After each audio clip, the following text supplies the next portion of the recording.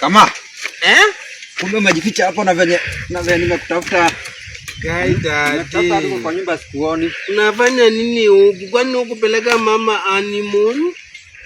Unaona nilikuwa nimeenda kutafuta baiskeli. Unaona sina pesa ya gari, so tunaenda napeleka mamako na hii honeymoon. Na sasa wewe hujui kuendesha bike daddy. Ndio nakutafuta unifunze.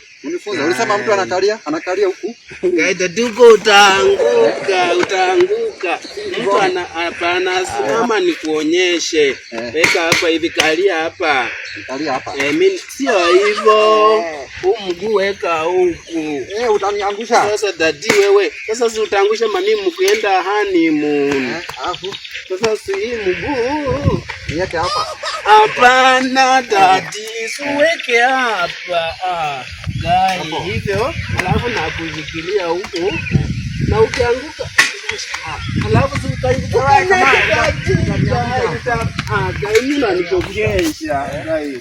Ukanyage hii. Nataka kanyanga hii. Sasa ama si mtu anaweza kila mguu hapa gai daddy.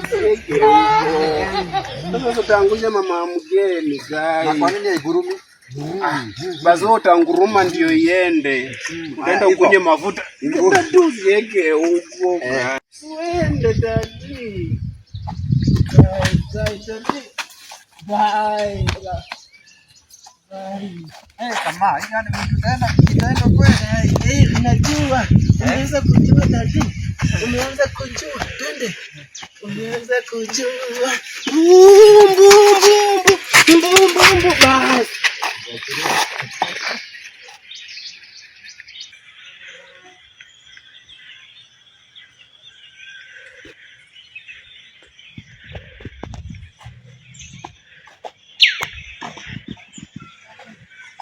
Umejua.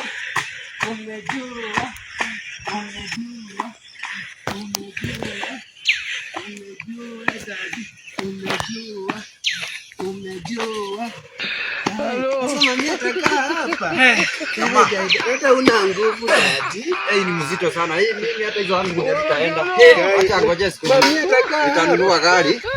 Acha ngoje siku nitanunua gari. Sasa utampeleka honeymoon. Hii ni mzito sana. Hii kitu inachokesha. Acha nitapeleka siku nitanunua gari. Daddy ulikuwa umepewa uwepeleke mami honeymoon.